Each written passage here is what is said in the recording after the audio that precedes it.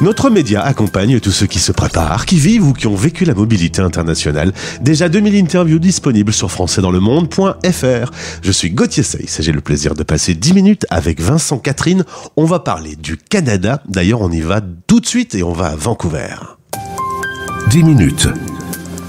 Le podcast des Français dans le monde. françaisdanslemonde.fr. Oh, il y a des points communs entre Vancouver et la Bretagne, Vincent. La pluie. Par exemple, c'est ce qu'on me dit souvent d'ailleurs. Bonjour Vincent, bienvenue. Bonjour Gauthier.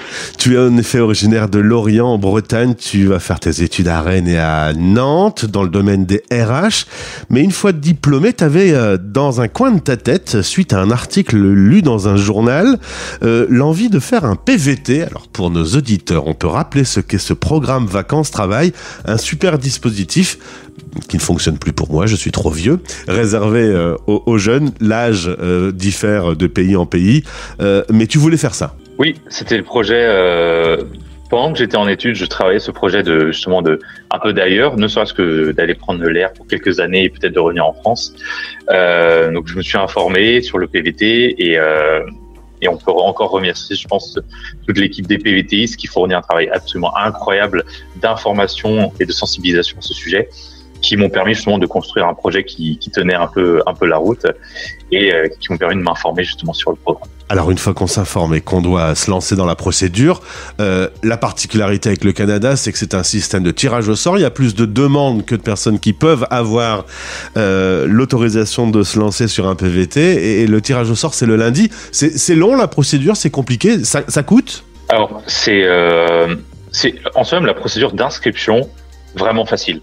Étant donné que c'est un programme qui fait pour les jeunes, on va dire entre 18 et 35 ans pour le Canada, ça reste assez facile. Le Canada n'a pas besoin de beaucoup d'informations. Il suffit d'avoir un CV à jour, de prendre un peu de temps pour remplir ses informations personnelles.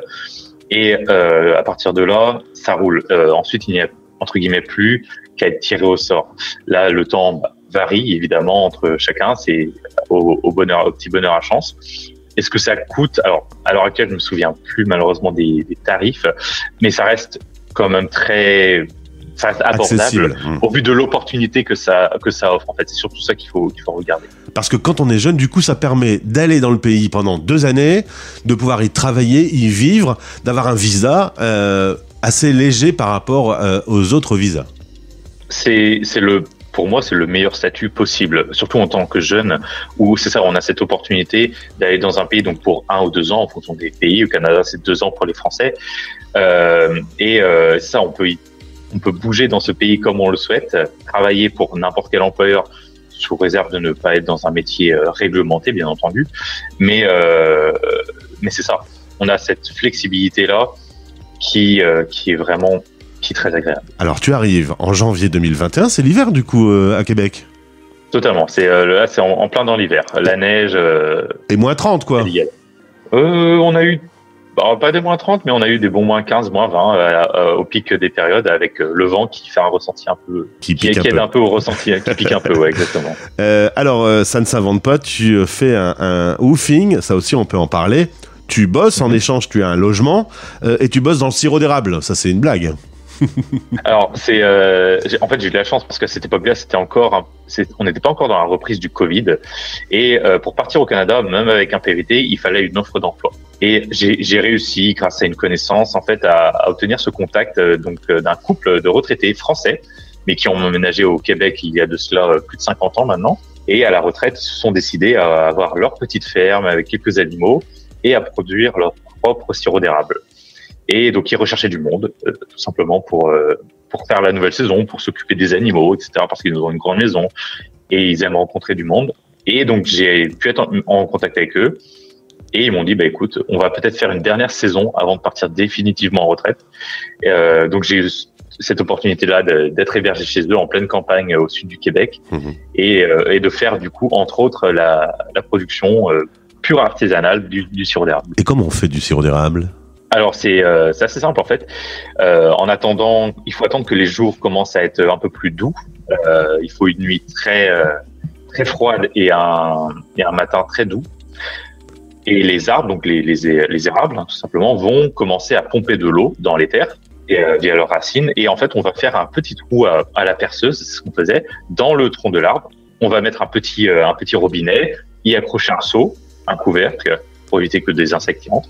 Et on n'attend plus que les conditions météorologiques deviennent bonnes pour que l'eau, et c'est littéralement de l'eau que l'on puise, commence à être tirée de l'arbre. Et cette eau-là, qui a une teneur en sucre beaucoup plus élevée qu'un arbre traditionnel, même si c'est très faible au goûter, on peut le sentir. On va prendre toute cette eau, remplir des tanks et, grosso modo, là je vais vraiment pour résumer, mais on va faire un caramel. D'accord. Littéralement, on va faire chauffer toute cette eau via tout un processus qui va faire que l'on va obtenir in fine un sirop qui va être incroyable. Et alors sur un pancake, c'est délicieux pour un petit déj. Entre autres. Oui. Bref, au bout de 4 mois, tu te dis, je suis pas venu au Canada pour ne connaître que la province de Québec.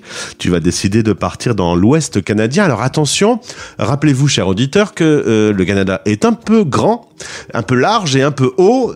Très très en haut, c'est très très froid. Et de gauche à droite, il y a 7000 km, quoi. Voire plus si on prend du coup les provinces des maritimes, on touche peut-être des 10 000 et quelques kilomètres de large. Mais oui, c'est très énorme. Donc j'ai un peu évité les provinces centrales qu'on appelle les prairies, tout simplement. Ouais. Ça m'attire un peu moins, donc je suis parti pour la Colombie-Britannique. En fait. Alors Colombie-Britannique avec Vancouver. Très belle ville, quand on regarde des photos à chaque fois c'est assez stupéfiant, avec tous ces grands immeubles au bord de l'eau, c'est très très beau. Là cette fois-ci t'es dans un climat qui est radicalement différent, c'est beaucoup plus doux, moins oppressant, c'est pas comme vivre à Paris, tu m'as dit. C'est ça. Alors, et pour n'insulter personne parmi les auditeurs, bien sûr, je tiens à dire, j'ai jamais vécu à Paris. Mais c'est sûr qu'à chaque fois que j'y suis allé, etc., et même si j'ai adoré visiter, il n'y a pas ce climat, pour moi, qui m'a semblé un peu anxiogène des grandes villes. Ça reste un centre, une ville dynamique, un grand centre économique pour l'Ouest canadien, très dynamique. Mais il y a aussi cette manière d'aborder aussi le travail au Canada en général, où travailler c'est bien, mais vivre surtout à côté c'est important, et c'est vraiment important pour aussi bien les employeurs que pour les salariés. Donc il y a une vie après le travail et on sent cette dynamique, cette manière de penser dans la vie de tous les jours, et du coup quand on est en ville, etc., quand on va au travail et quand on le quitte. Donc c'est pour ça que cette vie est plutôt et reste paisible ou très acceptable, très tolérable, même dans un grand centre urbain comme Vancouver. Et le week-end, tu peux partir dans la nature, il y a la Sunshine Coast par exemple, tu t'éloignes un peu et t'es en pleine nature. C'est ça, il y a vraiment beaucoup d'opportunités pour sortir de la ville, pour celles et ceux qui le veulent, pour faire de la randonnée, du camping, aller visiter des parcs nationaux ou juste aller ailleurs. Et l'avantage de Vancouver, c'est que le système est très bien fait. Il y a un réseau de ferries qui part très souvent dans plusieurs points d'accès pour des destinations comme l'île de Vancouver, la Sunshine Coast au nord, les petites îles qui bordent l'île de Vancouver justement, et ainsi de suite. Donc oui, il y a beaucoup d'opportunités à partir en nature.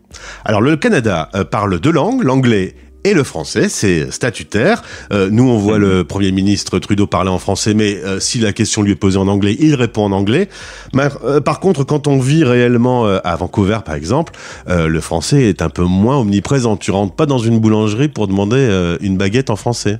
Non, on va éviter. Enfin, ça sera très bien perçu. Peut-être que même les propriétaires ou les personnes à l'accueil essaieront, mais ce n'est clairement pas quelque chose que l'on recommande de faire. Le français est très minoritaire ici en Colombie-Britannique.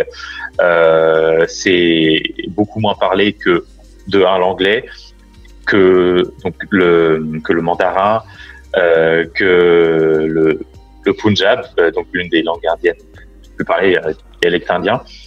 Et voire même peut-être le japonais ou d'autres langues. Donc oui, c'est peu parlé. Les Canadiens ont généralement des bases en français, et ils apprécieront d'ailleurs d'essayer de parler un peu en français quand ils détecteront l'accent français, ce qui arrive très vite. Mais sinon, oui, dans les commerces, c'est rare. C'est ça, si tu as affaire avec l'administration, les documents sont dans les deux langues ?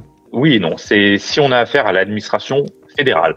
Si je dois faire un dossier pour l'immigration canadienne, je pourrais faire tout mon dossier et avoir l'accès à de l'information en français. Mmh. Si je dois faire à l'administration provinciale, faire ma carte de santé ou autre, faire des papiers, tout sera ici en anglais parce que la province de Colombie-Britannique n'a juste pas implémenté, si je puis dire, le français comme langue officielle provinciale.